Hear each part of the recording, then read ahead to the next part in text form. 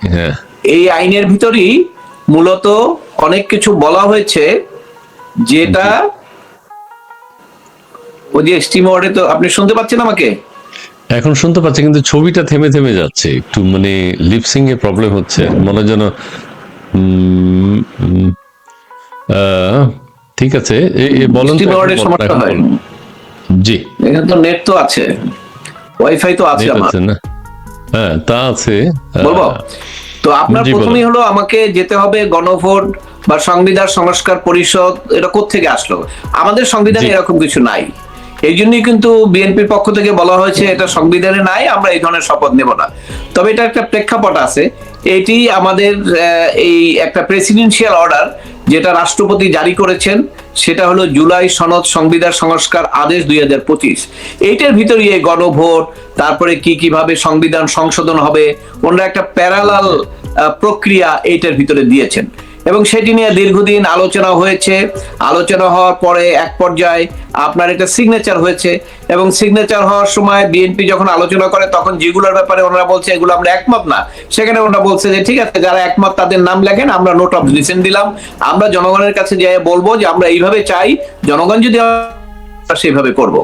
তো সেইটার পরে যখন স্বাক্ষর হলো, স্বাক্ষরের দিন দেখা গেল যে যারা স্বাক্ষর করেছেন তারা মাত্র একটা পেপারে সাইন করেছেন। সেখানে হইলো আপনার এই যেটা সিগনেচারের পাতা, কিন্তু এর সঙ্গে যে সংযুক্ত থাকে যে এখানে কি কি আছে, কি কি সাইন করলেন, এটা কিন্তু ওইখানে ওই যারা অর্গানাইজার তারা ওখানে দেন নাই, যার ফলে কিন্তু বিএনপি পরবর্তীকালে এটা জানতে পেরে সাথে সাথে কমেন্ট করেছেন যে আমাদের সঙ্গে প্রতারণা করা হয়েছে। অর্থাৎ তখন থেকেই কিন্তু তাদের এই যে জুলাই সনদের যে ঐক্যমতের জায়গাটা, ওখান থেকে কিন্তু একটু ভাঙন ধরলো, যে ওনারা যেটা চান সেটাই স্বাক্ষর হওয়ার কথা ছিল, কিন্তু অন্যগুলা স্বাক্ষর করে ফেলছেন, যদিও এনসিপি তখন পর্যন্ত স্বাক্ষর করেন নাই। আর এটি তো আপনার অলরেডি গেজেট আকারেও প্রকাশিত হয়েছে এই আদেশ, এবং তারপরে এই এখন আবার ইলেকশনের এই ওত নেওয়ার আগে দেখলাম এনসিপি স্বাক্ষর করেছে। তো একটা ডকুমেন্ট হয়ে যাওয়ার পরে একটু বলি, সবাই এনসিপি যে এখন স্বাক্ষর করলো, জি এনসিপি যে এখন স্বাক্ষর করলো, এই বিষয়টাকে আপনি কিভাবে দেখেন? এনসিপি এখন স্বাক্ষর করলো মানে গতকাল স্বাক্ষর করেছে। এটি দেখি আমি, ধরেন এই যে আমি একটু ব্যাকগ্রাউন্ড বলি, আমি বলি একটু জি, ব্যাকগ্রাউন্ডটা। সেটা হলো এই যে জিনিসগুলো করা হয়েছে, এটি হলো একটা ডিজাইন। অর্থাৎ আপনি আলোচনা করে সবাই জানে, বাংলাদেশের যারা আলোচনা করছেন সবাই জানে যে আসলে সংবিধান পরিবর্তন করতে হয় পার্লামেন্টে। আর্টিকেল 42-তে সংবিধানের যে কিছু পরিবর্তন করার সুযোগ আছে, এবং সেটা যারা জিতবে, ক্ষমতায় যাবে, তারা গিয়ে 2/3 মেজরিটি থাকলে তারা করবে। কিন্তু এই জিনিসটাকে প্রতিবন্ধকতা করার জন্য তখন এই আলোচনার বিষয়টা আসলো, এবং আলোচনার পিছনে মূল উদ্দেশ্য ছিল যে আলোচনাটা যত দীর্ঘায়িত করা। 9 মাস নাকি আলোচনা করছে, চিন্তা করেন, যেটা 1 মাসেরও দরকার বেশি হয় না। এবং সবসময় আলোচনা করতে করতে বিএনপি কে অনেক কিছুতে তারা রাজি ছিলেন না, সেগুলো রাজি করেছেন। সর্বশেষ তারা বলেছেন ঠিক আছে, আপনারা এটা আমরা স্বাক্ষর করব, কিন্তু আমাদের নোট অফ ডিসেন্ট থাকবে, জনগণ যদি আমাদেরকে আমাদের ম্যান্ডেট দেয় আমরা সেইভাবে করব। ওই অনুসারে কিন্তু হয়ে গেল। হয়ে যাওয়ার মধ্যে যখন আদেশটা জারি হলো, এই আদেশটার ব্যাপারে অবশ্য বিএনপি আগেও বলতে পারতেন, কিন্তু বিএনপি যেহেতু এই ব্যাপারে আগে কোনো কথা বলেন নাই, কিন্তু তারা সবসময় এইটা বলেছেন সংবিধান কিভাবে সংশোধন করতে হয় আমরা তো জানি, এটা তো সংসদে গিয়ে করতে হবে ভাই। আমরা যে এই যে ঐক্যমতে আসলাম, আমরা যে জুলাই সনদের কথা বলছি, অনেকগুলো পয়েন্ট যেগুলো আসলে আমরাও চাই, 31 দফায় ছিল বিএনপির, তারপরে তাদের ম্যানিফেস্টোতে ছিল, এবং তাদের স্বাক্ষরের মধ্যেও চেয়েছে।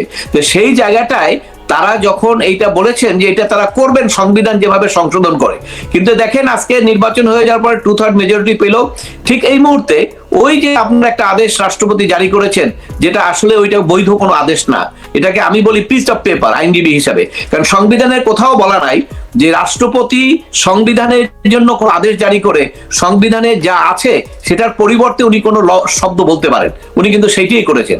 এখন এখানে এইটাও একটা বিতর্ক যে রাষ্ট্রপতি এই যে একটা বেআইনি কাজ করলেন, এটা তার বিরুদ্ধে কিছু এলিগেশন আসবে কিনা, আসবে, রাজনীতিতে ভবিষ্যতে আলোচনা হবে। তবে তার আবার ডিফেন্স থাকতে পারে, সেটা উনি তো বলতে পারেন যে আমি তো রাবার স্টাম্প, কাজে আমি তো ওই সময় আমার কাছে তো কিছুই ছিল না, সেটা আবার উনি যুক্তি নিলে সেখানে হয়তো উনি ওখান থেকে রেহাই পাবেন। কিন্তু এই আলোচনা আসতে পারে যে আপনি রাষ্ট্রপতি সংবিধান সংরক্ষণের জন্য ওত নিয়েছেন, এবং সংবিধানের বাইরে আপনি কিভাবে কাজ করলেন, এবং এই কাজটা করা হয়েছে তখন এইটা ওই যে যারা করতে চেয়েছে তাদের মূলত ব্যাকগ্রাউন্ডে যারা ছিলেন, যারা দীর্ঘ আলোচনা করেছেন, বিভিন্ন প্রসঙ্গ আনছেন, 72-এর সংবিধানটাকে বাতিল করার একটা পরিকল্পনা ছিল। কারণ মুক্তিযুদ্ধের সংবিধানটা বাতিল করার পিছনে অন্যতম একটা কারণ ছিল, যারা মুক্তিযুদ্ধকে সাপোর্ট করেন নাই তাদের মনে একটা ইচ্ছা ছিল যে মুক্তিযুদ্ধের সংবিধানটাকে বাতিল করা, কিন্তু বিএনপির অবস্থানের জন্য সেটি আর তারা পারেন নাই। তখনই তারা এই বুদ্ধি করে যে ঠিক আছে সংবিধান পরিবর্তন করলাম না, থাকো, কিন্তু সংবিধানের ভিতরে আমরা এমন কিছু করব যেটা ওই সংবিধানের বৈশিষ্ট্য আর না থাকে। এই কারণেই আপনার এই হেনা ভোটের বিষয়টা আনলো, তারপরে সংবিধানে কি কি জুলাই সনদ হলো, সবগুলো বিষয় নিয়ে আসলো এবং এই আদেশটা জারি করলো। কিন্তু আমি আদেশ জারির সাথে সাথে বলেছি এটা একটা বেআইনি আদেশ, এটার কোনো কার্যকারিতা থাকবে না, যার কারণে এই হেনা ভোট হয়েছে।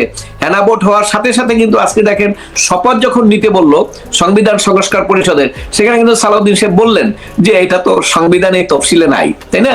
তো এখন তো আসলে তো আমাদের দেশ এখন আমরা একটা ডেমোক্রেটিক প্রসেসে সাংবিধানিক প্রক্রিয়ায় ঢুকে গেছি। এখন কিন্তু আপনাকে 6 আগস্ট 10ই আগস্ট আর ওই সেপ্টেম্বরের কথা চিন্তা করলে হবে না, এখন পুরোপুরি সংবিধানের অধীনে। এখন এটার মধ্যে কেউ কেউ বলবেন আছে এত কথা যে বলেন সংবিধান তোর পরিবর্তন তো হইলো বিনা সংবিধানে। হ্যাঁ হতে পারে, সেটা তো আন্দোলন হয়েছে এবং সেটাও এই সংবিধানই ওই রক্ষা কবচটা দেওয়া হবে। কারণ এর আগেও আপনি জানেন যখন সামরিক শাসন হয়েছিল ওইটাও আইনের মধ্যে ছিল না, কিন্তু যখন পার্লামেন্ট বসে তখন ওইটাকে রেটিফাই করে নেয়, ওটাকে সংবিধানের অংশ করে নেয়। অতএব এইখানেও 5ই আগস্টের পরে শপথ গ্রহণের পর থেকে যা কিছু হয়েছে নিশ্চয়ই অনেক কিছু সংবিধানের সঙ্গে মিল নাই, কিন্তু তারপরেও বিএনপি সেটাকে পার্লামেন্ট বসার পরে তারা যদি এটাকে রেটিফাই করে নেয় সরকারের কর্মকাণ্ড, এবং সেটা নিবে বলেই আমাদের বিশ্বাস। কারণ তারা তো অলরেডি ডক্টর ইউনূস সাহেব তো এই জন্যই আলোচনা করলেন যে তার যাতে এই তিনি চলে যাওয়ার পরে তার যে কর্মকাণ্ড এটা যাতে আইনের প্রশ্নের মধ্যে না পারে, এবং সেইভাবে আলোচনার সন্তুষ্টির কারণেই কিন্তু নির্বাচনটা আসলো এবং সেই নির্বাচনে কিন্তু বিএনপি জয়লাভ করলো। অর্থাৎ সেখানে যে ওটা করবেন এটা কিন্তু এটার কোনো বিতর্ক হওয়ার কোনো সুযোগ নাই। কিন্তু যে সমস্যাটা হলো সেটা হলো এইটি করার পরে এখন যখন ওই সংবিধান সংস্কার পরিষদ বলতেছেন, তাহলে আপনি ওখানে বিধান কি রেখেছেন জানেন? ওখানে বিধান রেখেছেন যে এই শপথ নেওয়ার পরই তারা যে সংবিধান সংস্কার পরিষদ হবে তারা 60 জন হইলেই কোরাম হবে। দেখেন 300 মেম্বার, তারা বললো 60 জন হইলেই কোরাম হবে, তারা বসতে পারবে, মেজরিটি হইলেই সংবিধান সংশোধন করতে পারবে। তা 60 জনের মেজরিটি মানে 31 জন, তাহলে 31 জনে যদি সংবিধানটা পরিবর্তন করে তারা তৈরি করে ফেলে, এবং এইটাকে আবার বলা হয়েছে এইটাই সর্বোচ্চ, এটা কেউ চ্যালেঞ্জ করতে পারবে না, এটা সংবিধানের পার্ট হয়ে যাবে। এই কাজগুলো করার জন্যই মূলত এইটাও একটা অন্য ডিজাইন, যে যারা নাকি অনির্বাচিত সরকার তারাও আসলে চায় না, কারণ তারা তো ক্ষমতায় ছিল, তাদের ফ্ল্যাগ ছিল, তাদের ক্ষমতাটা তো অনেক লোভনীয় না, অনেক কিছু অর্থ ইনকাম করা যায়, অনেকেই করেছে, অভিযোগ আছে।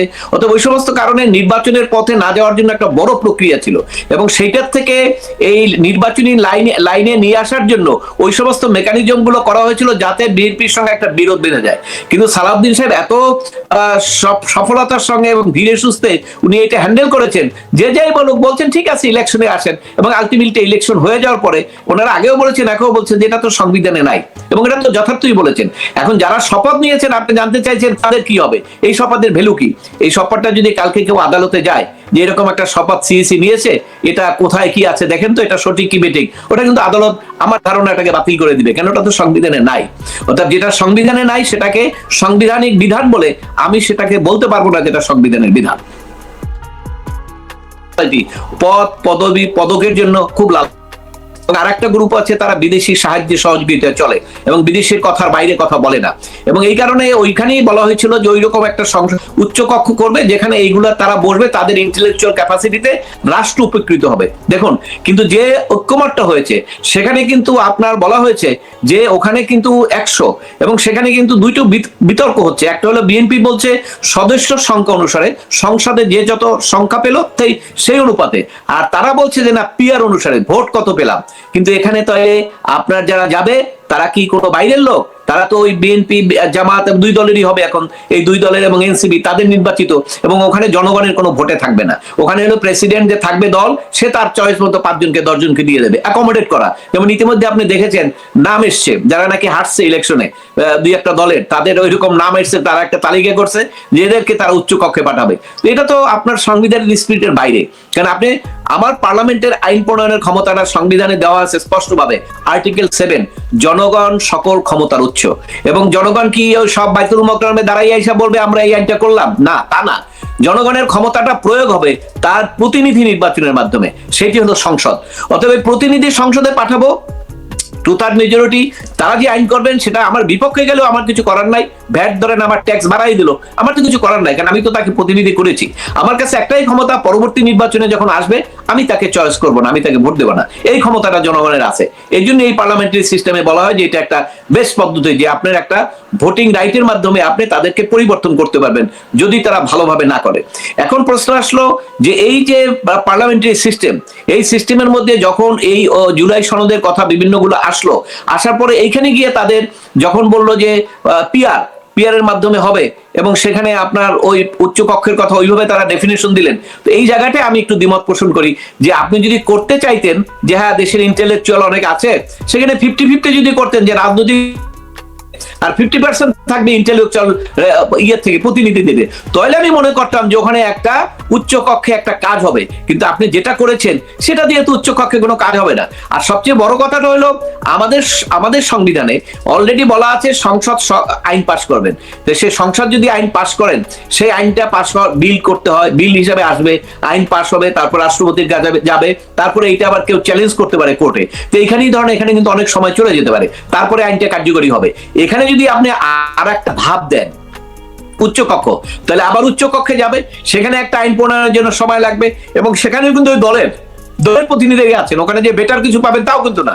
সেই কারণে ওই ধাপটা দেওয়ার মাধ্যমে আমি মনে করি আইন প্রণয়নে আরো জটিলতা বাড়বে, সময় ক্ষেপণ হবে। এই কারণে আমি, এবং আমাদের দেশ ছোট, এটা তো একটা খরচের ব্যাপারও আছে, তাই না?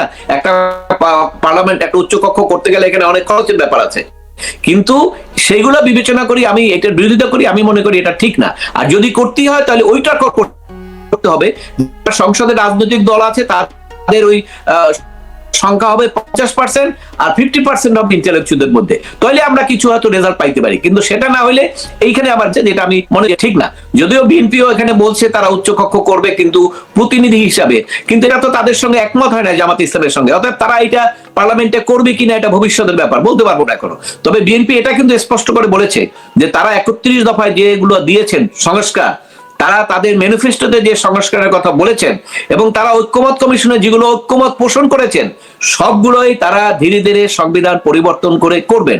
এই কথা বলার পরে আপনি হঠাৎ করে এখনই কি বলতে পারবেন যে বিএনপি জুলাই সনদের বাইরে চলে গেছে, তারা 5ই আগস্টের পরিবর্তন তারা বিলে গেছে, যারা মৃত্যুবরণ করেছে তাদের রক্তের সঙ্গে বেইমানি করলো, অনেকে অনেক কথা কিন্তু বলে দিচ্ছে, আমরা দেখছি এগুলো সোশ্যাল মিডিয়ায়। আমি মনে করি যে এইটা আসলে এইভাবে বিচার করা ঠিক না।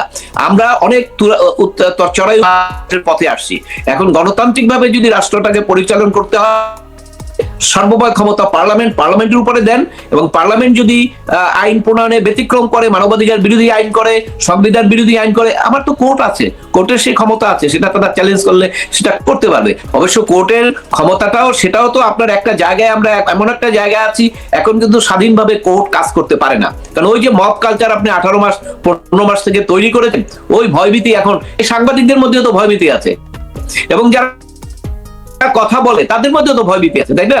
সবাই ভয়ভীতি আছে, দেখবে বিভিন্ন ভাবে উল্টাপাল্টা কথা বলবে, এবং সেটা বুঝবে না একটা রাজনৈতিক কারণে। অনেকের তো আছে ফেসবুকে ধরেন একটা অ্যাকাউন্ট আছে, ওনার নামই ধরেন রহিমের নামে, ওই রহিম সাহেব আরো 70টা অ্যাকাউন্ট খুলছে ABCDE দিয়া, অর্থাৎ রহিম সাহেব যেটা বললো ওই 70 জনে আবার সেই একই কথা বলবো।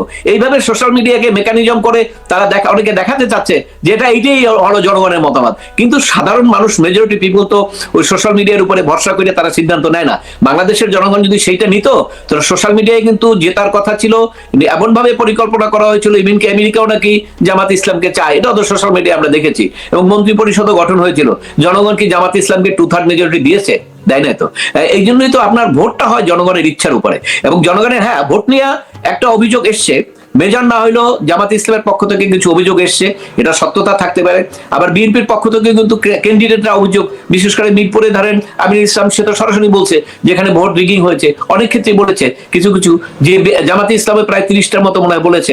এগুলোর কিছু কিছু ক্ষেত্রে কিছু ব্যত্যয় হয়েছে, এটা সত্য, কিন্তু এইটার প্রতিকার আছে। ওইটা আপনি ট্রাইব্যুনালে যান, ট্রাইব্যুনাল অলরেডি গঠন হয়ে গেছে যতটুকু আমার ধারণা, কারণ প্রধান বিচারপতি গতকাল কি বলেছেন ট্রাইব্যুনাল হয়ে যাবে আজকে কালকের মধ্যে। তো ট্রাইব্যুনালে যান, আপনি ওই আইনের ব্যত্যয়গুলো দেখাই আপনার সংসদ সদস্য নির্বাচন হয়েছেন, আপনি যদি সঠিকভাবে হয়ে থাকেন আপনাকে কোর্ট বলে দিবে আপনি হয়েছেন, ওইটা বাতিল করে দিবে। ওই লিগ্যাল প্রসিডিং এ আপনি যান, কিন্তু লিগ্যাল প্রসিডিং এ না গিয়া যদি রাজনৈতিক বিতর্ক করেন, এবং রাজনৈতিক বিতর্কের মধ্যে সবচেয়ে হলো যে একটা অনৈক্যের বীজ কিন্তু এখানে একটা ফেলে রাখা হয়েছে, এটা কারা ফেলেছে সেটা আমার ব্যক্তিগত ধারণা, যারা নাকি গণতান্ত্রিক পথে উন্নয়ন চায় না দেশ, সরকার হইলে তাদের সুবিধা হয়, তারা উপদেষ্টা হইতে পারেন, ফ্ল্যাগ পান, তারপরে অনেক ক্ষমতা পান, এবং এই কারণে একটা বীজ এখানে রেখে দেওয়া হয়েছে। সেই বীজটা হলো ইলেকশনের পরেও যে বীজের তর্ক বিতর্ক আজকে শুরু হয়েছে, ওই বীজটা হলো ওই যে আদেশ, যে আদেশটা করতে পারেন না রাষ্ট্রপতি, সেই আদেশটা করাইয়ে রাখছেন, এবং এইটার উপর ভর করেই এখন সবাই বলে এত ভোট হলো, না ভোট আপনি ফেলাই দিবেন কিভাবে। আরে ভাই, যে ভোটের আইনগত ভিত্তি নাই সেই ভোটের আপনি না, এটা তো ধরেন বিএনপি যখন সম্মেলন করে, জামাতে ইসলাম যখন সম্মেলন করে, ওখানে কিন্তু তাদের কনস্টিটিউশন চেঞ্জ হওয়ার সময় ভোট নেয়, মতামত নেয়, তাতে কি রাষ্ট্র কি ওই মতামতের উপরে চলবে? তা তো চলবে না। পার্টি ওয়াইজ আপনি নিতে পারেন, কিন্তু রাষ্ট্রের তো একটা সিস্টেম আছে সংবিধানে, সেখানে হলো সংবিধানে এখন পর্যন্ত হ্যাঁ না নাই। তবে হ্যাঁ, ঐক্যমত হয়েছে যে সংবিধানের মেজর পরিবর্তন আনতে গেলে ভবিষ্যতে বিএনপি এটা ঐক্যমত পোষণ করেছেন যে সংবিধান আমরা পরিবর্তন করব, তারপরে আবার হ্যাঁ না ভোটে দেব, ওইটা সংবিধানে সংযুক্ত করা হবে যে জনগণ এটা পছন্দ করছেন কিনা। তার মানে চেক অ্যান্ড ব্যালেন্সটা ওখান থেকে আরো সাপোর্ট নিয়ে আসবে যাতে ভবিষ্যতে এটাকে বাতিল করতে না পারেন। এটা গুড আইডিয়া, ঠিক আছে, এটা করতে পারেন, কিন্তু আপনি যতক্ষণ পর্যন্ত সংবিধান সংশোধন না করবেন, আমি আইনজীবী হিসাবে কিভাবে বলি আপনাকে আমি পছন্দ করলে তো আমি বলতে পারছি না যে এই কাজটা সংবিধান সংস্কার পরিষদ কাজটা ভালো, কিভাবে বলবো বলেন? আমি তো আইনজীবী হিসেবে সংবিধান জানি, দেখি, এবং আপনি আলাপ করে দেখবেন যারা নিরপেক্ষ আইনজীবী কেউই বলবে না এই কথাটা, তবে রাজনৈতিক আইনজীবীরা তো তাদের স্বপক্ষে সবসময় কথা বলবেন। এইটা আমাদের এখানে বিভক্তি আছে, রাজনৈতিক আইনজীবী বা রাজনৈতিক যারা করেন তারা তাদের দলের বাইরে চিন্তা করতে পারেন না। নিরপেক্ষ বক্তব্য নিতে গেলে যারা রাজনীতি করেন না ওই রকম আইনজীবী, যারা সংবিধান নিয়ে নাড়াচাড়া করেন, কোর্টে রেগুলার প্র্যাকটিস করেন, তাদের কাছে জিজ্ঞেস করেন, কেউ বলবে যে এটা সঠিক, আমি এটা মনে করি না, তাহলে মনে করবো যে সে মোটিভেটেড, ইচ্ছাকৃত সেটা বলছে। অথবা আমি এ ব্যাপারে কারোর সঙ্গে যদি কোনো ডিবেটের প্রয়োজন হয়, আই ক্যান চ্যালেঞ্জ, আমি এটা ডিবেটও করতে পারি। কিন্তু কথা হলো যে এই যে বাংলাদেশ যে একটা জায়গায় চলে আসলো, কি সুন্দর একটা জায়গায়, নির্বাচন হয়ে গেল, মানুষ শান্ত হয়ে গেল, চুপচাপ, সবকিছু মপ টপ কিচ্ছু নাই। এখন এই আবার শপথ নিয়ে আপনার ধরেন কি ধরনের একটা পরিস্থিতি করা হলো, এখন এই পরিস্থিতিটা কি অব্যাহত থাকবে, নাকি এটা যারা বিরোধী দল হয়েছেন তারা বলবেন যে না আমরা সংসদেই সবকিছু করব? এই চিন্তার উপরে ডিপেন্ড করে যে ভবিষ্যৎ আমরা কোন দিকে যাব। জি, আর সর্বশেষ প্রশ্ন আপনার কাছে, যে এই যে আইনের এত কথা বললেন, অসাংবিধানিক অনেক কথা বলেছেন, অসাংবিধানিক বিশেষ করে সংবিধান সংস্কার পরিষদ বিএনপি সাইন করে নাই, তার মানে সেটাকে আপনি স্বাগত জানিয়েছেন, আইনের লোক হিসেবে আপনি স্বাগত জানিয়েছেন, সেটা ঠিক আছে। এখন আপনি যেহেতু এত ব্যত্যয় দেখছেন, আপনি কোনো আইনি পদক্ষেপ নেবেন কিনা? আপনাকে আমরা দেখি বিভিন্ন সময় আপনি কিন্তু আদালতে দাঁড়ান, বিশেষ বিশেষ বিষয়গুলো আপনি জনগণের সামনে নিয়ে আসেন, সেই ধরনের কোনো পরিকল্পনা আছে কিনা? জি প্লিজ। ধন্যবাদ আপনাকে। আপনি জানেন যে আমার ব্যক্তিগত মত হলো সবসময় কোন রাজনৈতিক ইস্যুকে আদালতে নিয়ে যাওয়াটা খুব একটা ভালো কাজ না, কারণ এবং সেই বিতর্কিত হওয়ার মাধ্যমে, এটা আমরা ইতিপূর্বে দেখেছি, প্রথম দিকে দুই একটা মামলা করার কারণে তখন আমাদের সমালোচনাগুলো এসছে যে রাজনৈতিক ইস্যু কেন কোর্টে যাওয়া হচ্ছে, কোর্ট থেকে একটা বললে সেক্ষেত্রে রাজনৈতিক বিভক্তি হয়। তো ওই ব্যাপারে আমি সতর্ক থাকি যে রাজনৈতিক ইস্যু যেটা, সেই রাজনৈতিক ইস্যুকে নিয়ে আমি আদালতে যাওয়ার চেষ্টা করি না নর্মালি। তবে কেউ যদি আমাকে এনগেজ করে সেটা অন্য ব্যাপার, যে কোনো মামলা এনগেজ করলে তো আমরা করতেই পারি। তবে আমি পরিবেশ বলেন, মানবাধিকার বলেন, তারপরে আপনার প্রত্নতাত্ত্বিক বলেন, এই সমস্ত ব্যাপারে যে কোনো জায়গায় যে কোনো ঘটনায় সবসময় আমি আদালতে গিয়েছি, 350 মতো জনস্বার্থের মামলা করেছি, 3 বার মৃত্যুর থ্রেট পেয়ে, তাতে আমি তো ওগুলোর ব্যাপারে কোনো ছাড় দিচ্ছি না। কিন্তু রাজনৈতিক ইস্যু, যেহেতু আমি পলিটিক্স করি না, অতএব ওই ব্যাপারে আমার ইন্টারেস্ট, আমি পলিটিক্স করলে হয়তো ইন্টারেস্ট নিতাম আমার দলের পক্ষে কোনটা যায় সেই ব্যাপারে, কিন্তু তাছাড়াও ইদানিং অনেকেই কিন্তু এই বিষয়গুলো নিয়ে আদালতে যাচ্ছেন। তবে এরকম যদি কোনো পরিস্থিতি হয়, ধরেন এই ভোট কিন্তু ইতিমধ্যে আপনি জানেন মিডিয়া এসছে, এটা কিন্তু চ্যালেঞ্জ হয়েছে আদালতে, তাই না? তারপরে সংবিধান সংশোধন পরিষদ যদি ওইরকম মিটিং করে, তারা একটা সংবিধান করে দাঁড়িয়ে যায়, সেক্ষেত্রে এগুলো আদালতে যাবে। আদালতে গেলে আমার বিশ্বাস যে যখনই যাবে সেখানে তখন এগুলো আদালত বিশ্লেষণ করবে যেগুলো সংবিধান সম্মত কিনা। সংবিধান সম্মত না হলে তো সেটা টিকবে না, কারণ আমরা তো এখন জোর যার মুল্লুক যার সেই রকম তো পরিস্থিতিতে, আমরা তো একটা ট্রেনটাকে গণতান্ত্রিক রাষ্ট্রীয় ব্যবস্থায় সাংবিধানিক পদ্ধতিতে আমরা ট্রেনটাকে উপরে তুলে তুলছি। কাজে এই মুহূর্তে আমাদের সংবিধানের বাইরে কিছু বলার নাই। তবে কেউ কেউ এখন বলতে পারেন যে সংবিধান এতদিন কোথায় ছিল? আরে বাবা, এতদিন ছিল না দেখেই তো পরিবর্তন হয়েছে, এবং পরিবর্তন হওয়ার পরে অনেক কিছু সংবিধানের বাইরে হয়েছে, কেউ কথা বলে নাই। কিন্তু যেগুলো করেছেন সেগুলো কিন্তু আবার ওই পার্লামেন্টে এপ্রুভও করা হবে। তাহলে আপনার ওই যুক্তি যে এতদিন কোথায় ছিল, একবার যখন ব্যত্যয় হবে আপনি সারা জীবনে কি ব্যত্যয় করবেন? তা তো না। আপনার যখন একটা বাচ্চা অপারেশন হয়, পেট কাটতে হয়, বাচ্চাটা বের করার পরে ওই জায়গায় কিন্তু রিপেয়ার করে দিতে হয়, কিন্তু ওইটা কি আপনি ফেলে রেখে দিবেন? ওইটা ফেলে রাখা যায় না। অতএব যেটা হয়ে সেটা পাস্ট। এখন আমাদের সামনে সংবিধান অনুযায়ী করতে হবে, এবং সংবিধান অনুযায়ী যদি আমরা না করি তাহলে সেক্ষেত্রে আমাদের কিন্তু আবার ওই একই ধরনের ঘটনা ঘটবে, যে সবাই চেষ্টা করবে জোর যার মুল্লুক তার হিসাবে ক্ষমতা দখল করার। জি জি, অনেক ধন্যবাদ, অনেক ধন্যবাদ, অনেক ধন্যবাদ জনাব মঞ্জিল মোর্শেদ। হ্যাঁ, আপনি ঠিকই বলেছেন, এটা আমাদের জানা নেই। আপনি জনস্বার্থে যেসব বিষয় সেগুলো আপনি সামনে নিয়ে আসেন। আপনি যেহেতু পলিটিক্যাল ব্যক্তিত্ব নয়, পার্সোনালিটি নয়, সেই জন্য আপনি পলিটিক্যাল কোনো বিষয় উঠানো না, সেগুলো বিতর্কিত হতে হয়। কথাটা ঠিকই বলেছেন। তবে একটা ব্যতিক্রম আছে, জি। সেটা হলো সংবিধান সংশোধন যখন হয়। ধরেন আমরা কয়েকটা আইন চ্যালেঞ্জ করেছি, সেটা হলো ষোড়শ সংশোধনী। যখন বিচার বিভাগের ক্ষমতাটা পার্লামেন্টে নিয়ে যাওয়া হলো, সেটা কিন্তু 9 জন আইনজীবীর পক্ষে আমি মামলাটা করেছি। ওটা কিন্তু আমার সংগঠন human rights and peace for বাংলাদেশের না। আমার সংগঠন human rights and peace for Bangladesh যত মামলা করেছে সবগুলোই পরিবেশ, মানবাধিকার, প্রত্নতাত্ত্বিক, এই নারী অধিকার, এই সমস্ত নিয়ে। কোনো পলিটিক্যাল ইস্যুতে আমাদের সংগঠন কোনো কাজ করে না।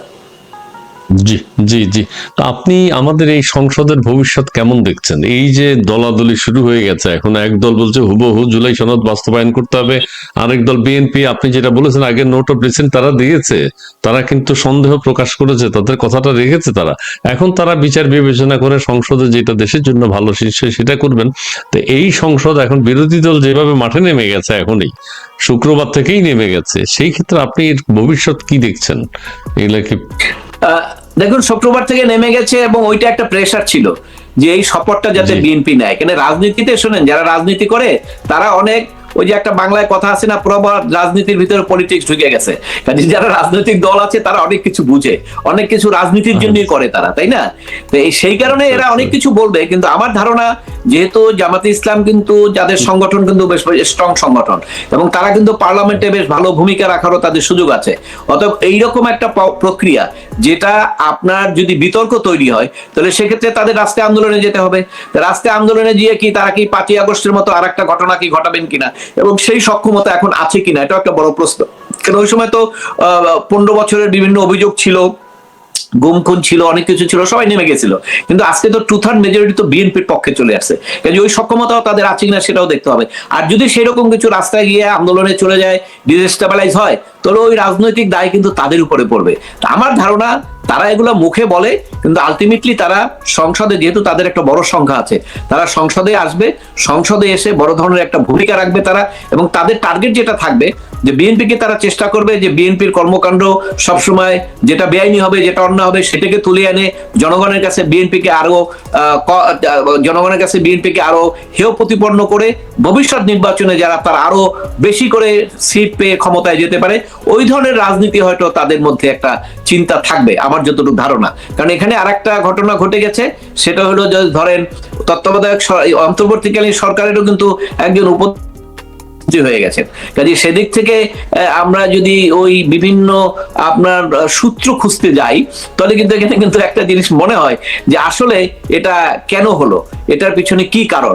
তাহলে কি তাদের মধ্যে যে এই ডক্টর ইউনূস সাহেবের যে যিনি ছিলেন, ওনার বিরুদ্ধে তো অনেক সমালোচনাও করা হয়েছে, তাহলে এখানে হঠাৎ করে উনি কিভাবে এসে মন্ত্রী হলেন, এইটা একটা বড় কিন্তু আলোচনার বিষয়।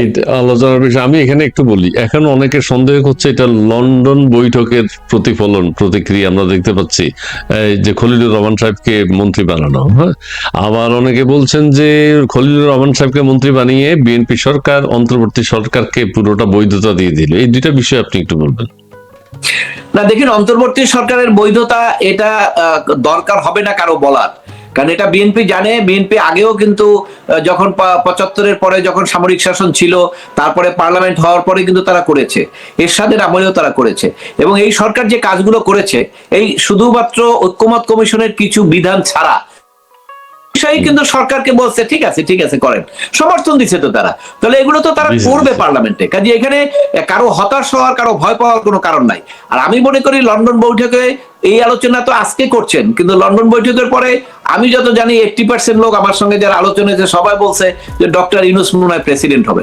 কিন্তু আমি একমত পোষণ করি না। আমি ব্যক্তিগতভাবে সবসময় বলছি যে না, একটা রাজনৈতিক দল তার রাজনৈতিক দলের কমিটেড লোক ছাড়া রাষ্ট্রপতি বানাতে পারে না। কারণ এর আগে কিন্তু এরকম ঘটনা হয়েছিল, দুই দলই কিন্তু সাফার করেছে। কাজে সেই রকম কোনো কিছু হবে না। এখন যদি জনগণ বলে যে ওইখানে ওই আলোচনার মধ্যে যে অন্তর্বর্তীকালীন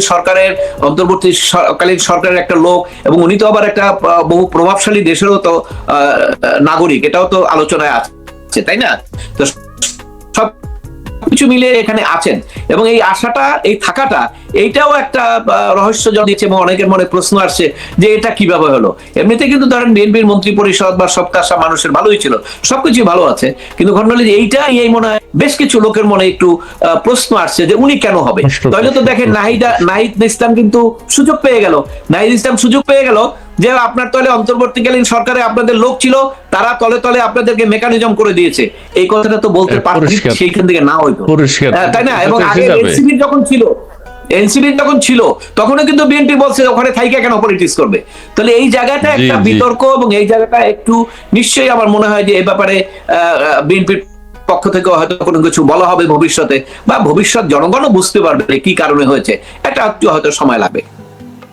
আচ্ছা, এখানে আরেকটা কথা বলি, বিএনপি কিন্তু অন্তর্বর্তীকালীন সরকারের সময় রজার রহমান সহ আরো 2 জনের পদত্যাগ চেয়েছে কিন্তু, ঠিক আছে, যে এই 3 জনকে সরাইতে হবে বলছে।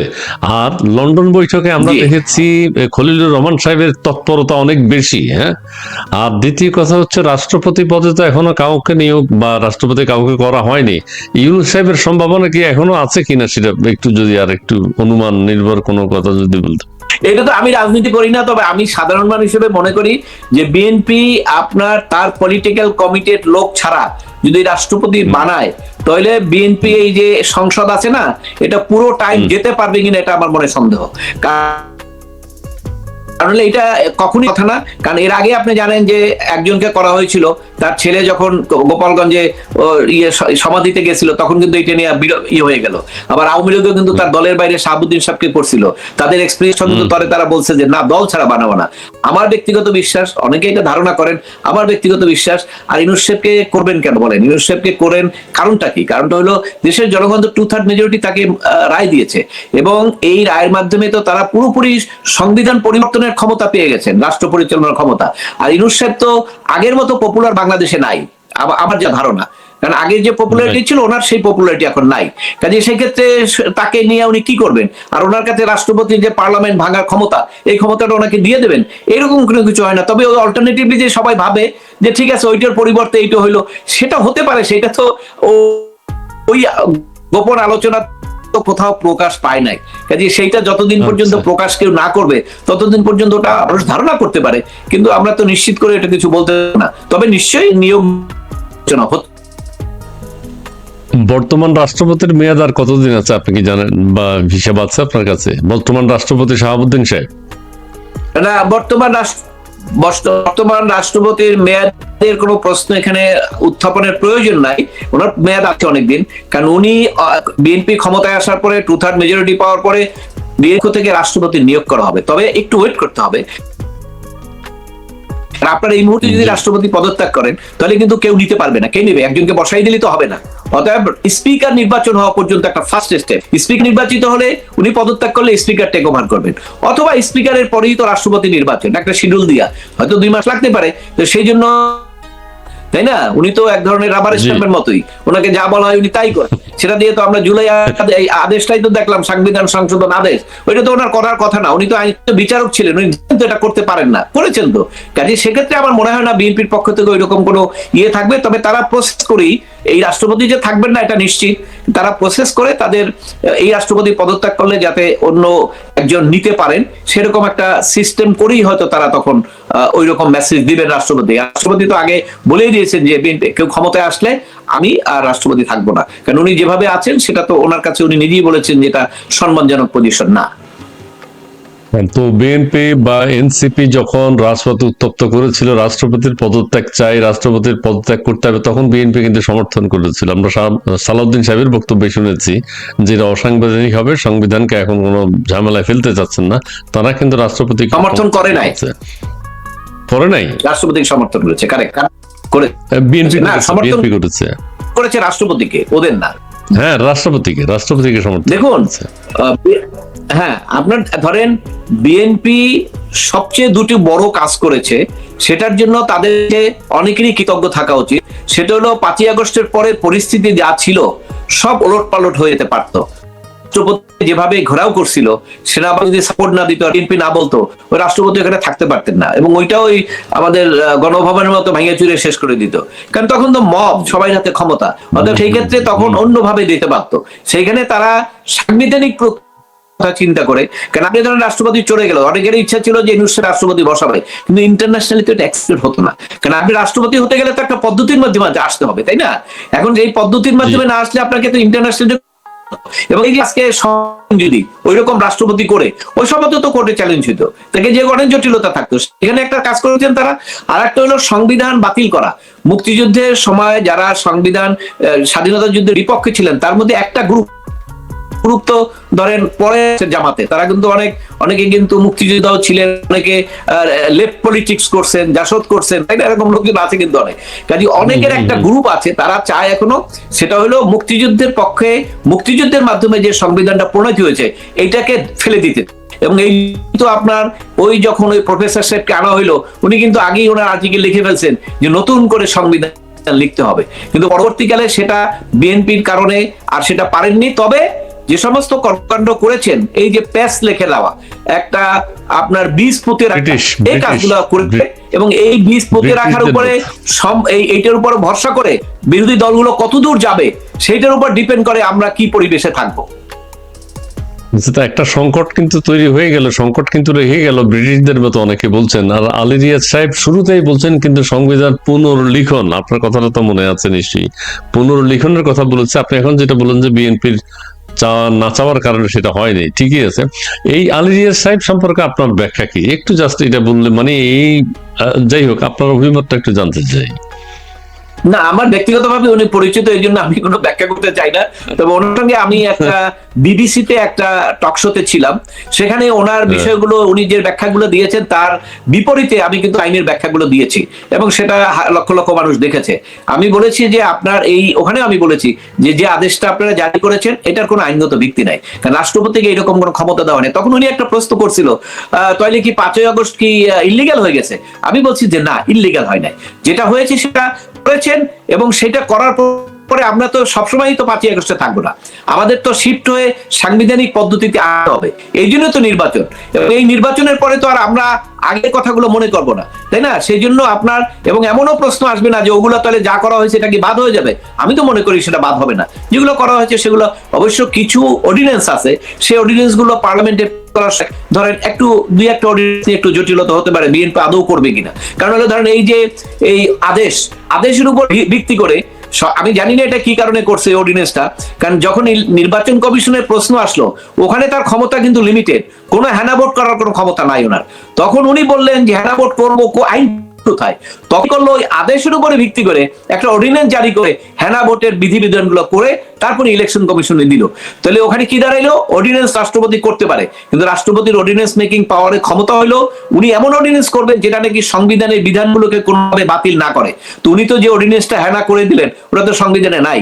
তাহলে এই ধরনের অর্ডিন্যান্স কি আলটিমেটলি আদৌ পার্লামেন্টে প্লেস করবে কিনা বিএনপি, এটা নিয়ে কিন্তু একটা সন্দেহ থাকতেই পারে, খুব স্বাভাবিক। কেন ওইটা যদি করে তাহলে তো সেটা, ওইটাও তো আপনার হ্যানা ভোট অ্যাপ্রুভাল হয়ে যায়। তারা তো বলছেন যে হ্যানা ভোট অ্যাপ্রুভালের বিষয়টা ওই আদেশ থেকেই তারাও কিন্তু বলছেন যেগুলো কিন্তু সংবিধানকে প্যারালালি, সংসদকে প্যারালাল করার জন্য আর একটা প্রক্রিয়া, এটা কোনোভাবে বৈধ না। তবে এটাও তারা নিশ্চিত করেছেন, যারা একটু অশান্তিতে আছেন বা যারা আশঙ্কা করছেন, এটাও নিশ্চিত করেছেন আন্দোলনের পরে যে প্রক্রিয়াগুলোতে সংস্কার চাওয়া হয়েছে, তারা যেগুলো বলেছেন সেই সংস্কারগুলো তারা করবেন, এটা তারা বলেছেন। এবং আমরা দেখবো ভবিষ্যতে তারা না করে যদি, তখন কিন্তু তাদের বিরুদ্ধে আবার ওই কথাগুলো বলতে হবে যে তারা করছেন না। জি জি, আর ছোট্ট ছোট্ট দুই একটা প্রশ্ন, শুধুমাত্র এইটা একটা হচ্ছে যে এই যে আপনার বন্ধু ওই যে আলী রিয়াজ সাহেব কিন্তু একদিন বলেছেন আমরা কিন্তু সংবিধান লঙ্ঘন করে এসেছি। সো মানে একটা অনুষ্ঠানে ঐক্যমত্য কমিশনের অনুষ্ঠান আমরা কিন্তু সংবিধান লঙ্ঘন করে এসেছি, এই কথাটার একটু প্রতিক্রিয়া আপনি জানাবেন। আর দ্বিতীয় কথা হচ্ছে না আমার উনি একজনকে তো উনি আমার বন্ধু না, উনি আমার অনেক ঘনিষ্ঠ পরিচিত, ওনার সঙ্গে অনেক টক শোতে আলোচনা হয়েছে, চিনিও না এই হিসাবে। আচ্ছা, তবে উনি ঘনিষ্ঠ। যেটা বলেছেন ওই যে ওটা তো আমার সঙ্গে টক শোর সময় উনি বলেছেন, যখনই কোথাও আটকে যাচ্ছেন তখন বলছেন তাহলে কি 5 আগস্ট, যেমন অনেকে বলতে পারে যে ঠিক আছে সংবিধান অনুযায়ী যদি যান তাহলে শেখ হাসিনা তো এখন প্রধানমন্ত্রী, কিন্তু আপনারা ওই জিনিসটা কেন বুঝতে চাচ্ছেন না? এই যে কর্মগুলো সেটা তো সংবিধান ডিফাই হবে, সেটিফাই হওয়ার পরে তো ওই প্রশ্নগুলো আর কেউ করতে পারবে না, তাই না? কারণ আপনি যে প্রশ্নগুলো আনছেন, উনি যে প্রশ্ন করছে, তাহলে কি ওই আমরা কি সংবিধান অনুযায়ী কি ক্ষমতা পরিবর্তন করতে পারছি? পারি নাই। না পারার কারণে তো আপনাকে একটা অন্য ওয়েতে যেতে হয়েছে, কিন্তু আজীবন তো আমরা অন্য ওয়েতে যাব না, তাই না? আমরা তো একটা উদাহরণ দিয়ে আমি দেখাইলাম আপনাকে যে বাচ্চা যখন আপনি অপারেশন করেন পেটটা কাটতে হবে, তারপরে ওটাকে কিন্তু রিপেয়ার করে সুন্দর করে রেখে দিতে হবে যাতে আপনার ইনফেকশন না হয়, কোনো কিছু সমস্যা না হয়। কারণ হলো আপনি তো একটা নরমাল প্রসিডিউরে চলে আসছেন। এখন আপনার আগে সংবিধান চিন্তা করে করা হয় নাই, ঠিক আছে, কিন্তু এখন তো আমরা সংবিধানের লাইনে আসছি। আর ওই যে কাজগুলোর কথা অনেকে বলা হচ্ছে যে এখানে তাদের বিরুদ্ধে কি হবে, তারা যে কাজগুলো করলো অন্তর্বর্তীকালীন সরকার, সেগুলো তো বিএনপি বলেছে যে তারা এটা অ্যাপ্রুভাল দিবে, এবং এটা তো নিশ্চয়ই আলোচনা হয়েছে। কারণ এই আলোচনা না হলে তো আর ইউনূস সাহেব ইলেকশন দিতেন না। ইউনূস সাহেব ইলেকশন দিতে গেলেন, তো দেওয়ার উপরে বিএনপির অনেক চাপ ছিল এবং অনেক আলোচনা ছিল, চেষ্টা করা হয়েছিল অনেকে যে না দেওয়ার জন্য। উনি গেছেন এই কারণেই যে নির্বাচন দেখছেন যে নির্বাচন যদি হয় বিএনপি ক্ষমতায় আসবে, এবং বিএনপি যদি অ্যাপ্রুভাল না দেয় তাহলে তাদের কাজগুলো অবৈধ হয়ে যাবে। অতএব ওইটার জন্যই সম্ভবত উনি লন্ডনে গেছেন এবং তারেক সাহেবের সঙ্গে কথা বলেছেন, এবং সেটি যে ভবিষ্যতে হবে এটাও আমি নিশ্চিত যে ওনার কর্মকাণ্ড তো এই বিএনপি পার্লামেন্ট তাদেরকে বৈধতা দিয়ে, এবং সেই বৈধতা দেওয়ার ব্যাপারে তারা যারা আন্দোলন করছেন তাদের তো কোনো দ্বিমত নাই, তাই না? এবং যারা কথা বলছেন তাদেরও দ্বিমত নাই। যেটা কাজ হয়ে গেছে সে কাজটা তো করে নেবেন। তবে যে কাজগুলো যে বললাম অর্ডিন্যান্সের ব্যাপারে কিছু আপত্তি আসতে পারে, অনেকগুলোই তো এক্সেসিভ করে ফেলছেন, সেগুলো তো সংবিধানের পার্লামেন্টে যখন যাবে ওটা চুলচেরা স্টেশন হবে, সেই জায়গাগুলোতে তারা ওইটা দেখে নেবেন যে কতগুলো আছে। আর অন্যান্য বিষয় হলো এমনিতেই আপনার স্ট্রং একটা বিরোধী দল আসছে, সেক্ষেত্রে পার্লামেন্টে আমি মনে করি যে বিরোধী দল যদি স্ট্রংলি কাজ করেন, তারা যদি ওইভাবে ওই সংবিধানের পরিপন্থী, সংবিধানের বাইরের কথাগুলো বলে রাজনীতিকে ঘোলা করার চেষ্টা না করেন, এবং তারা যদি গঠনমূলক ভূমিকা পালন করেন, তাহলে কিন্তু সংসদ একটা কার্যকরী সংসদ হতে পারে। এবং বিএনপিও তারাও কিন্তু ব্যত্যয়টা তাদের কমই করতে হবে, কারণ বিরোধী দল যদি স্ট্রং থাকে বেশি ব্যত্যয় করা যায় না। আর 5 আগস্টের পরের যে এক্সপিরিয়েন্স, তাতে এই মুহূর্তে এই 5 বছরই খুব একটা ব্যত্যয় কেউ করবেন এটা আমার কাছে মনে হয় যে এটা কেউ করতে যাবেন না। এটা হতে পারে পরে হতে পারে, সেটা কিন্তু এইভাবে করতে পারবেন না। কিন্তু আমি একটা জিনিস বলে রাখি যে আমাদের সবচেয়ে বড় যেটা দরকার ছিল সেই জিনিসটা কিন্তু অন্তর্বর্তী সরকার করে গেলেন না, সেটা হলো নির্বাচনী ব্যবস্থাটাকে এমন একটা পদ্ধতিতে করা উচিত ছিল যে তারেক জিয়া সাহেব প্রধানমন্ত্রী আছেন, ওনার অধীনে নির্বাচন হবে, ওই নির্বাচনে কোনোভাবেই উনি প্রভাবিত করতে পারবেন না। ওই রকম সিস্টেমটা যদি না করে যান, তাহলে পরে এই ভোট একবার হলো ভালো, পরে যে ভালো হবে এটা তো কোনো নিশ্চয়তা নাই। এবং এখানে তো অলরেডি আপনারা এই নির্বাচন কমিশনের ব্যাপারেই তো বহু আপত্তি দিয়েছেন, উনি নিরপেক্ষ না, এটা না ওটা না, তারপরে এখনো বলছেন যে এইখানে জালিয়াতি হয়েছে, 30টা সিটে কাইটে নেছে, অনেক কথা বলছেন না, এই সমস্ত সমালোচনা আছে। কিন্তু আমরা 2008-এ যে নির্বাচন পেয়েছিলাম, শামসুল হুদা উনি যে নির্বাচন করেছিলেন, ওইখানে কিন্তু এরকম কোনো প্রশ্ন আসে নাই। হচ্ছে সবচেয়ে বেস্ট ইলেকশন ছিল ওইটা, এটা সবাই স্বীকার করবেন। এবং কেউ কেউ বলতে পারেন যে ওখানে হয়তো আওয়ামী লীগ ক্ষমতায় এসেছিল, ওই রাজনীতি আনবেন, রাজনীতি করার জন্য তো আমাদের তো অনেক হ্যান্ডস আছে এবং অনেক সূত্র আছে। ওইখানে আবার বলবেন যে ওইখানে নির্বাচনটা একটা পার্শ্ববর্তীদের পরিকল্পনায় হয়েছিল, সেটা বলতে পারেন আপনি। রাজনীতি করতে রাজনীতিতে মুখের কথা বলার ক্ষেত্রে কোনো বাধা নিষেধ নাই, কোনো আইনি সিস্টেম নাই, ওনারা যা খুশিতেই বলতে পারেন, কোনো বিতর্ক না। তবে একটাই কথা, সেটা হলো আমরা যেটা বুঝি সেটা হলো যে যাই বলেন, মানুষ কিন্তু আপনি কি সঠিক বললেন না বেঠিক বললেন এটা কিন্তু অধিকাংশ মানুষ বুঝতে পারে। জি জি, অনেক ধন্যবাদ। আর সর্বশেষ এখন যে কথাটি ঠিক আছে, যেমন লন্ডন বৈঠক নিয়ে অনেকের সন্দেহ আছে, সেটা যেমন আছে, রজার রহমান মানে খলিলুর রহমান সাহেবকে মন্ত্রী বানানো, এখন আবার কেউ কেউ বলছেন আরো 2-1জনকে নাকি মন্ত্রী প্রতিমন্ত্রী বানাইতে পারে, এই ধরনের আশঙ্কাও আছে, উড়িয়ে দেওয়া যায় না, হয়তো হতে পারে। আবার বিরোধী দল বলছে, এখন যারা বিরোধী দল তারা বলছে যে তাদেরকে ম্যাটিকুলাসলি হারানো হয়েছে। হ্যাঁ, ইউনূস সাহেবও সেটার সাথে জড়িত। হ্যাঁ, ইউনূস সাহেব একটা কি আজরাইল নাকি নিয়ে এসছে একটা দেশে নিয়ে এসছে, হ্যাঁ, নাসিরউদ্দিন পাটোয়ারি বলছে যে একটা জালেমকে বাংলাদেশে নিয়ে এসছে, হ্যাঁ, তার মানে ইউনূস সাহেবকে মিন করছে, ইউনূস সাহেবকে সন্দেহ করা হচ্ছে। সেই দিক থেকে আরো কি হবে না হবে সেটা ভবিষ্যতে বলে দেবে। আর আরেকটি কথা আপনি যেটা বলেছেন, ঠিক আছে, আলোচনাগুলো যদি সংসদে হয় তাহলে দেশের মানুষের যন্ত্রণাটা কমে। এই যে রাস্তাঘাট বন্ধ করে যেভাবে শুরু হয়েছে শুক্রবার থেকে, এটা যদি চলতে থাকে তো সেই গত 18 মাসের মতো অবস্থা হবে। কোনো উত্তরণের হ্যাঁ, আমরা দেখতে পাচ্ছেন? দেশ তো অর্থনৈতিকভাবে মারাত্মকভাবে ক্ষতিগ্রস্ত হবে। আপনারা জানেন যে ইন্ডাস্ট্রিতে হাজার হাজার লক্ষ লক্ষ বেকার, আবার পাসপোর্ট নিয়ে বিদেশে ভিসা পাওয়া যায় না, তারপরে বিদেশে নাই, ল অ্যান্ড অর্ডার নাই, তো অনেকগুলো চ্যালেঞ্জ আছে। সেক্ষেত্রে যদি বিরোধী দল যদি সেই চ্যালেঞ্জগুলো ওই সুযোগে ডিস্টেবিলাইজ করতে চায়, সেটা তাদের সক্ষমতা হয়তো আছে, করতে চেষ্টা করতে পারে। কিন্তু আমি মনে করি যে ওই সুযোগটা বিএনপি যদি ধরেন অন্তর্বর্তীকালীন সরকারের আরো 2-4 জন মন্ত্রী হয়, তাহলে তো বিরোধী দল বলার সুযোগই পাবে যে আপনারা এই এদের মেকানিজমে করেছেন, এই সুযোগটা কেন বিএনপি করে দিচ্ছে আমি এটা ঠিক বুঝতে পারি না। আমার কাছে এটা আমারও মাথায় আসে না, আমার মাথায় আসে না। ঠিক আছে, ঠিক আছে, এটা ঠিক হচ্ছে না, এটা দেশের জনগণও চিন্তা ভাবনা করছে এটা কি হচ্ছে। আচ্ছা মঞ্জুল সাহেব, আপনাকে অনেক ধন্যবাদ। প্রিয় দর্শক, আমাদের আজকের অতিথিকে আপনারা দেখতে পাচ্ছেন, চমৎকার কথা বলেছেন তিনি, বিভিন্ন সময় কথা বলেন, তার মানবাধিকার সংগঠন আছে, ঠিক আছে, এবং জনস্বার্থে যেসব বিষয়ে ব্যাঘাত ঘটে তিনি কিন্তু আদালতে দাঁড়ান এবং সেগুলো জনগণের সামনে নিয়ে আসেন, সরকারের দৃষ্টি আকর্ষণ করার চেষ্টা করেন। অনেক দিন থেকেই আমি তাকে ফলো করি এবং তার আচার আচরণ, তার কথাবার্তা শুনি, দেখি, এবং আদালতে তিনি যেভাবে দাঁড়ান, যেভাবে মুভ করেন, সেটা কিন্তু আমাদের দেশে এরকম মানুষ প্রয়োজন আছে। আচ্ছা যাই হোক, বিএনপি এখন শপথ নেয় কিন্তু সংসদে শপথ নিয়েছে, দ্বিতীয় পর্যায়ে শপথের ভেতরে শপথ নেয়নি, এটা কিন্তু অনেকে সাধুবাদ জানাচ্ছেন। মঞ্জুল সাহেবও সেটা বলছেন যে অসাংবিধানিক, বিএনপিও বলছে সেটা যদি সংবিধান সম্মত হয়, সংবিধানে অ্যাপ্রুভ করতে হবে সবকিছু।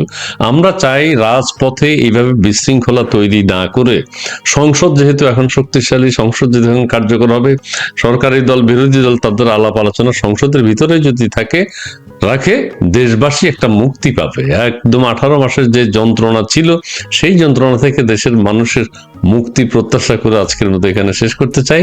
মঞ্জুল সাহেব, আপনার আর শেষ মুহূর্তের কোনো কথা আছে কিনা, যদি প্লিজ 1 মিনিট।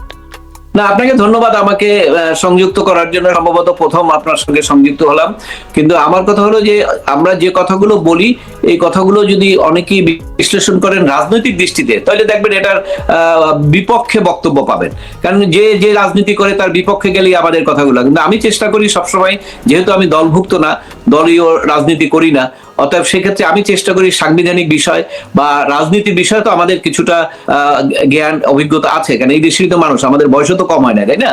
তো সেক্ষেত্রে যখন যেটা মনে করি যে সঠিক, সেটাই আমি বলি, এবং সেটা অনেক সময় অনেকের বিপক্ষে গেলে তারা সমালোচনা করে, যাদের পক্ষে যায় তারা আবার বাহবা দেয়। কিন্তু বাহবা দিল বা সমালোচনা করলো, ওই চিন্তা করে আমি আইনি ব্যাখ্যাগুলো কখনো দেই না। জি, এটা খুবই চমৎকার কথা। প্রিয় দর্শক, আপনারা যেটা শুনেছেন, আপনি সর্বশেষ যে ব্যাখ্যাটা দিলেন এটা ঠিকই আছে, আপনি সংবিধানের আলোকে আইনের ব্যাখ্যা দিয়েছেন, আমরা সেগুলোই শুনতে চেয়েছি, সেগুলোই দর্শক শুনতে চেয়েছে। আপনার দর্শক বলছেন যে, হযরত আলী বলছেন যে ইসমাইল ভাই অনেক গেল, কমেন্টস করলাম, একটাও পড়লেন না। আচ্ছা ঠিক আছে, অনেক কমেন্টস পড়ি নাই আজকে, সেটা হচ্ছে মঞ্জুল সাহেব একজন আইনজ্ঞ, আমরা তাকে পেয়েছি এবং আইনের ব্যাখ্যাগুলো জানতে চেয়েছি, যে কারণে আজকে কমেন্টস পড়িনি, শুধুমাত্র দেখিয়েছি। আপনারা ক্ষমা সুন্দর দৃষ্টিতে দেখবেন। জি, তবে সর্বশেষ কথা হলো, যেটি নির্বাচনে যাই হোক, যেটাই হোক, বৈধ হোক অবৈধ হোক, দেশ থেকে এই যে বলল একটা জগদ্দল পাথর নেমে গেল, আমার মনে হয় যেন একটা স্বস্তি জনগণের মধ্যে আছে। আপনারা শেষ বাক্য শুনে শেষ করবো। জি, এক ধরনের স্বস্তি তো হয়েছে যে ইউনূস সরকার বিদায় হয়েছে, দেশে যে একটা বিশৃঙ্খল অবস্থা ছিল তার থেকে আমরা কিছুটা হলেও মুক্তি পেয়েছি। জি প্রিয় দর্শক, আমরা জি নির্বাচনের পরে স্বস্তিটা ব্যাপক আকারে এসেছিল, কিন্তু এই যে সংবিধান সংস্কার পরিষদের বিতর্ক নিয়ে স্বস্তিটা কিছুটা হোঁচট খাচ্ছে, কারণ আমরা বলতে পারছি না এখনো সামনের ডেতে কি হবে। বিরোধী দল যদি তারা সংসদে গিয়ে তাদের ফাইটটা করে, তাহলে হয়তো সেটি আমরা রাস্তায় যে আমাদের যে সমস্যাগুলো হচ্ছে, জনগণের যে ভোগান্তি হচ্ছে, সেগুলো হবে না।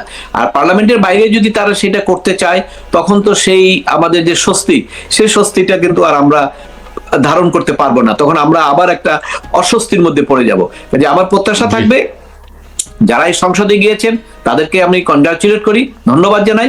আপনারা সংসদীয় রীতি পদ্ধতিতে রাজনৈতিক যত মতপার্থক্য আছে, যা কিছু আছে সংসদের ভিতরেই সেটা করুন। এখন বলতে পারেন যে আগে তো অনেকে করে নাই, আমরা তো চাচ্ছি ভবিষ্যৎ ভালোর জন্য, আগে করে নাই দেখে ভবিষ্যৎ হবে না তা না, তাই না? এই ক্ষেত্রেও আপনি দেখেন এই যে আপনার সংসদে বিএনপি 2001-এ 4 নির্বাচন করেছে, নির্বাচনের সময় নির্বাচনের পরে অনেক অনেক সমস্যা ছিল না, অনেক কিন্তু বিরোধী দলের নেতার উপর আক্রমণ হয়েছে।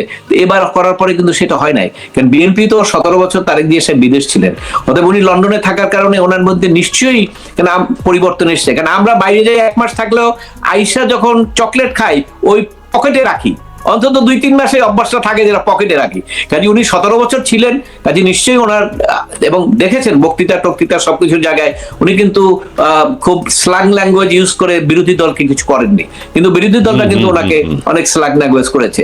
এই সমস্ত পরিবর্তনগুলো এসছে এবং যারা মন্ত্রী পরিষদ পেয়েছেন তারা যদি সাকসেসফুলি জনগণের কথা চিন্তা করে, ওই আগের কথা যদি চিন্তা করেন যে রাষ্ট্র সঠিকভাবে পরিচালনা না করলে তখন জনগণ ক্ষেপে যায়, ওই কথাটা মাথায় রাখলি তারা যদি তাদের জ্ঞান এবং তাদের রাজনীতি সবকিছু নিয়ে যদি রাষ্ট্রটাকে একটা ভালো দিকে নিয়ে যাওয়ার জন্য কাজ করেন, মনে করি যে সেটা দেশকে একটা উন্নত পর্যায়ে নিয়ে যাওয়া সম্ভব হবে। তবে অনেকগুলো চ্যালেঞ্জ রয়েছে। জি জি, কারণ এই যে উপদেষ্টা ক্যাবিনেট গঠন হয়েছিল, এই উপদেষ্টা ক্যাবিনেট কিন্তু 72-এর সংবিধানের আওতায় শপথ পাঠের মাধ্যমেই গঠন হয়েছে। সেখানে কি আছিল? সংবিধানকে সমুন্নত রাখবেন। তার পরিপ্রেক্ষিতে আমরা কি দেখলাম? সংবিধান বদলানোর জন্য পাইতারা। সংবিধানের মানে একটা রাষ্ট্রের সর্বোচ্চ মানে প্রথম ব্যক্তিকে মহামান্য রাষ্ট্রপতি, তাকেও তো বিভিন্নভাবে অপমান অপদস্থ করা হয়েছে না? দেখেন আজকে হলো 17 ফেব্রুয়ারি, আমি ভিডিও করতেছি সন্ধ্যার দিকে, মাগরিবে আজানের কিছুক্ষণ আগে। এই মুহূর্তে আমি যে নিউজটা দেখলাম, নিউজটা দেখার পরে আমি ওই যে প্রথমে যে আপনাদেরকে বললাম যে স্বপ্ন ভেঙে খান হয়ে গেল। 2 দিন আগে যাদের গলার আওয়াজ ছিল সেই রকম একেবারে উঁচু লেভেলের, যারা একেবারে আঙ্গুল উঠায় হুমকি ধামকি দিয়ে কথা বলতেন, এমনকি বড় বড় রাজনৈতিক শক্তিকে যারা নিজেদের বসে রাখার জন্য নানান ধরনের কাজকর্ম করতেন, আজকে তাদের মুখটা শুকনো হয়ে গেছে, তাদের মুখের দিকে তাকানো যাচ্ছে না। কেন? ওই যে আপনার অন্তরে যেটা, মুখে যেটা সম্পূর্ণ তো বিপরীত, মিল নাই। কার্যকলাপে যখন দেখা যেতেছে যে মুখে এবং অন্তরে পার্থক্য আছে, আপনি মনে মনে চিন্তা করেন আপনি এইভাবে কাজটা করবেন, কিন্তু মুখে বলেন অন্যভাবে। এইটা প্রকাশ পাওয়ার পরে তো দেশের মানুষ আপনাদের থেকে মুখ ফিরিয়ে নিবে। মেটিকুলাস ডিজাইনের মাধ্যমে একটা নির্বাচন হয়ে গেল। অবশ্যই যারা ক্ষমতায় আসছিলেন তারা মেটিকুলাস ডিজাইনের মাধ্যমে আসছিলেন, তারাই বলছেন এই নির্বাচনটাও মেটিকুলাস ডিজাইনের মাধ্যমে করছে। কে নির্বাচিত হবে না হবে সেইটা বড় কথা না, গণভোটে 244% ভোট কাস্ট করে হ্যাঁ জয়যুক্ত করতে হবে, এরকমই তো ডিজাইন তারা করছিলেন, তাই না? যার কারণে গণভোটে ভোটের শতাংশ গিয়ে দাঁড়াইছে 240%। কি লাভ হলো? সংবিধান সংস্কার পরিষদে যারা সরকার গঠন করতেছে তারা শপথই পাঠ করেন নাই, তারা বলছেন যে এটা সম্ভব না, কারণ সংবিধানে নাই।